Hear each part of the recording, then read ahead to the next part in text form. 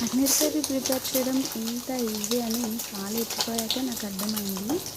First వీడియోలో చెప్పాను కదా, మళ్ళీ మాట్లాడుకుందాం అన్నాను కదా పన్నీర్ కర్రీ ఎలా చేయాలో. నేనైతే ట్రై చేశాను. చాలా అంటే చాలా బాగా వచ్చింది. ఈ పన్నీర్ కర్రీ చపాతీలో కానీ పరోటాలో కానీ వేసుకొని తింటే ఉంటుంది. అబ్బబ్బబ్బా, అసలు మాటలు లేవంతే. చాలా బాగుంటుంది. నేను ట్రై చేశాను. మీరు కూడా తప్పకుండా ట్రై చేయండి. ముందుగా నేను ఏం చేశాను అంటే పల్లీని చిన్న చిన్న పీసెస్గా కట్ చేశాను. తర్వాత అది ఆయిల్లో కొంచెం ఫ్రై చేశాను. తర్వాత ఏం చేశాను అంటే ఆనియన్ టమాటో కూడా ఫ్రై చేశాను. అది కంపల్సరీ ఫ్రై చేయండి. చేసిన తర్వాత వాటితో పాటు ఆనియన్ టమాటోతో పాటు ఏం చేయాలి అంటే యాలకులు, లవంగ, చెక్క, తర్వాత ఎల్లిపాయ రెబ్బలు, అల్లం, ఇవన్నీ కలిపి మిక్సీ జార్లో వేసి మెత్తగా మిక్సీ పట్టండి. మెత్తగా ఇట్లా మంచిగా మెత్తగా రావాలి మిక్సీలో.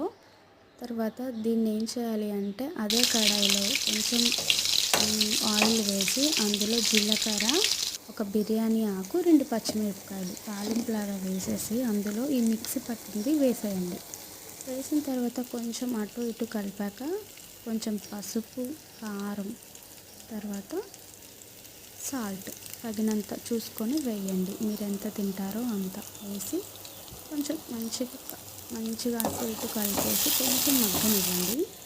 మంచిగా ఫ్లేవర్ అంతా కొంచెం మంచిగా అందులో పట్టేటట్టు ఉప్పు, కారం మగ్గిన తర్వాత ఏం చేయండి అంటే కొన్ని వాటర్ అనేది అందులో యాడ్ చేయండి. మరీ గట్టిగా ఉంది కదా, నేనైతే కొన్ని వాటర్ యాడ్ చేశాను.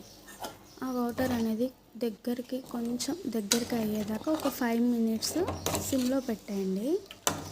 సిమ్లో పెట్టిన తర్వాతకి ఇప్పుడు పన్నీర్ ఎప్పుడు వేయాలి అంటే ఇదంతా అయ్యాక మనం ఫ్రై చేసుకున్న పన్నీర్ ఉంది కదా, ఆ ఫ్రై చేసుకున్న పన్నీర్ని కొంచెం ఈ వాటర్ పోసాక దగ్గరకు అవుతుంది కదా, ఈ గ్రేవీ లాగా అందులో వేసేయండి. పన్నీర్ అందులో వేసి ఇలా దగ్గరికి మంచిగా మనకు అర్థమైపోయిద్ది. దగ్గరికి మంచిగా స్మెల్ కూడా మంచిగా వస్తుంది, ఉడికిన స్మెల్.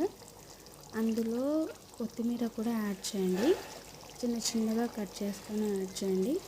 తర్వాత పన్నీర్ పీసెస్ కూడా వేసేయండి.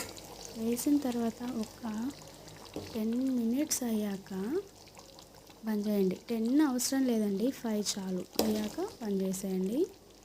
సో చాలా అంటే చాలా బాగుంది. నేనైతే ట్రై చేశాను. మీరు కూడా ట్రై చేయండి.